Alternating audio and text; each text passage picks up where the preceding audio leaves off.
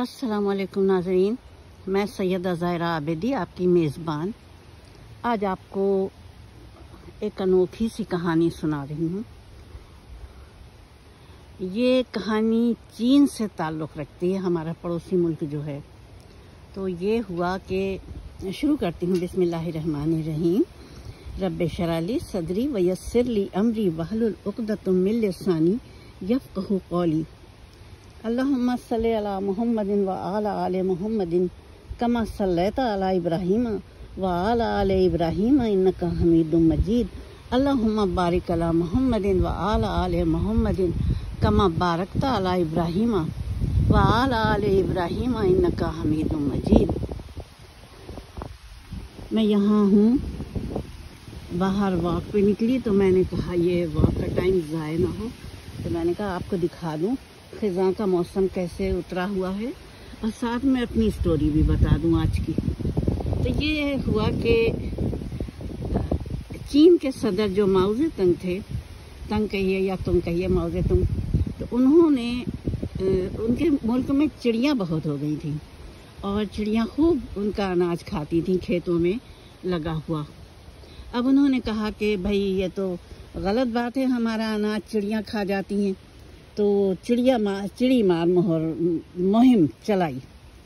اور اس کا طریقہ یہ کیا انہوں نے کہ پہلے تو وہی جو چھوٹے چھرے ہوتے ہیں ان کو استعمال کیا، جتنی پکڑ سکے، جتنا جیسے بھی ہو سکتا تھا مار سکے مارا، لوگوں کو شامل کیا، پورے آبادیوں کو۔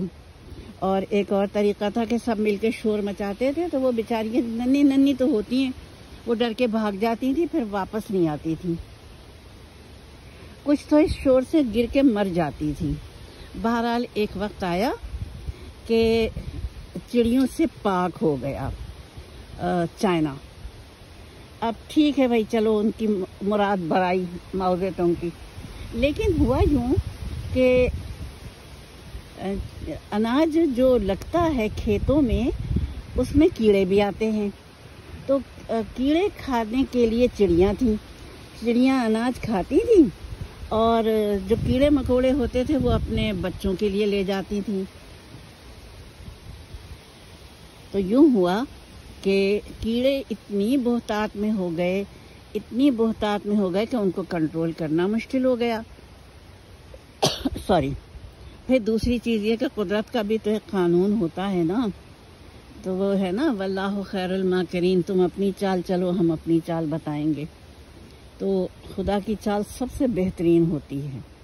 بس پھر یوں ہوا کہ کیڑے اتنی بہتات میں ہو گئے کہ رزق گھٹ گیا۔ بہت کوشش کی کہ ان کیڑوں کو کسی صورت سے ختم کیا جائے، لیکن کیڑوں نے تو بالکل فصل کو ڈھانپ لیا، اور اتنا زیادہ فصل کو کھا گئے کیڑے چڑیوں کے نہ ہونے سے کہ وہاں پہ قحط آ گیا چائنا میں۔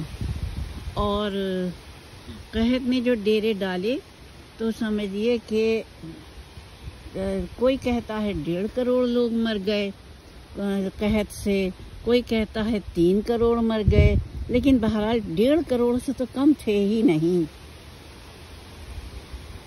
پھر کیا ہوا؟ پھر یوں ہوا کہ دوسرے ملکوں سے چڑیاں لائی گئیں،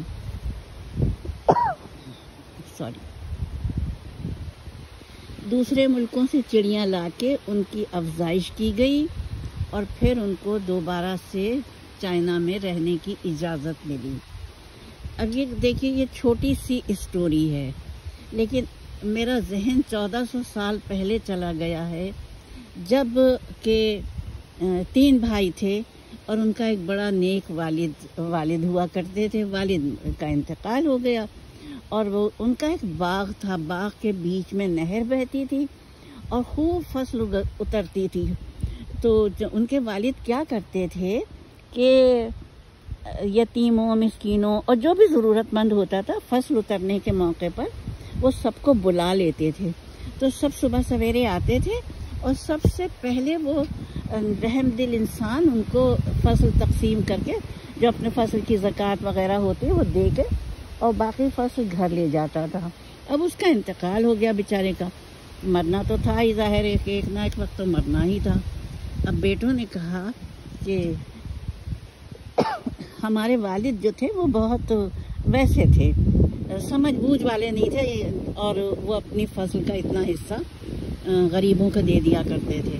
ایسا کریں گے ہم کہ ہم صبح سویرے جائیں گے اور اپنی فصل اتار کے لے آئیں گے، کسی کو بھی نہیں دیں گے۔ صبح صبح آ جاتے ہیں نا، تو ہم صبح سے پہلے چلے جائیں گے۔ اور انہوں نے یہی کیا کہ فصل اترنے والے دن وہ صبح سویرے پہنچ گئے۔ اب انہوں نے جو دیکھا تو کہاں کی فصل، کیسی فصل، رات کو کالی آندھی چلی تھی، اور اس نے کالی ریت کی آندھی چلی تھی۔ اس نے نہر کے بیچوں، جو باغ کے بیچوں بیچ نہر بہتی تھی، اس کو بھی خشک کر دیا تھا، اور ساتھ میں پتوں کا نام نہیں تھا درختوں پر، پتے ایسے درخت ویران کھڑے تھے ٹنڈ منڈ۔ اور وہ تو حیران ہو گئے، کہنے لگے کہ یہ کیا ہوا، شاید ہم غلط جگہ آ گئے ہیں۔ لیکن وہ غلط جگہ نہیں آئے تھے، وہ صحیح جگہ آئے تھے۔ ایک بھائی نے پہچان لیا کہ یہ ہمارا ہی باغ ہے، وہ منع بھی کر رہا تھا، کہہ رہا تھا غریبوں کا حق نہیں روکو، لیکن دو مصر تھے کہ غریبوں کا حق روکنا ہے، ہمارا حق ہے ہماری فصل پہ، ہم محنت کرتے ہیں تو ہم کیوں دیں ان کو۔ بہرحال جب ان کو احساس ہوا کہ ان کی فصل کو سیاہ آندھی اڑا لے گئی ہے، تو انہوں نے گریزاری کی، اللہ کے حضور توبہ کی، اور پھر اس توبہ کے نتیجے میں انہوں نے دوبارہ فصل لگائی، اور پھر غریبوں کو دینے کا اہتمام کیا، تب جا کے ان کا وہ باغ دوبارہ پھلا پھولا۔ تو یہ ہے انسان کا وہ نیت ہے کہ وہ اگر اللہ کی راہ میں دیتا رہتا ہے تو سمجھ لیجئے کہ اس کے لیے تو وارے نہیں آ رہے ہیں، اور جو اللہ کی راہ سے روک لیتا ہے ان کا رزق ایسے ہی گھٹ جاتا ہے کہ پھر وہ ان کو وقت کی آندھیاں اڑا کے لے جاتی ہیں۔ تو چائنا میں یہی ہوا کہ چڑیوں کا رزق روکا گیا، معصوموں کا۔ تو اللہ تعالیٰ نے ایک تو کیڑوں کا عذاب نازل کر دیا، اور ٹڈیوں کا عذاب نازل کر دیا۔ چڑیاں ٹڈیوں کی بھی دشمن ہوتی ہیں، تو اس طرح سے دو طرح سے ان کا رزق گھٹ گیا، اور ایک دو نہیں 1.5 کروڑ لوگ مارے گئے، کم سے کم۔ چڑیاں بیچاریاں کتنی تھیں، چند ہزار ہوں گی، چند لاکھ ہوں گی، لیکن دیکھیے خدا کا عذاب کس طرح سے آیا۔ تو ہمیں چاہیے کہ ہمارا خدا ہمیں جو دولت دے، ہم اس میں سے خدا کی راہ میں جس عنوان سے بھی نکال سکتے ہیں ضرور نکالیں۔ بس یہی میری آج کی پوسٹ تھی، امید ہے پسند آئی ہوگی۔ انشاءاللہ پھر ملتی ہوں، خدا حافظ، وآخر دعوانا الحمدللہ رب العالمین، والصلاۃ والسلام علی خیر المرسلین وعلیہ الطیبین الطاہرین۔ اپنی میزبان کو اجازت دیجیے، فی امان اللہ۔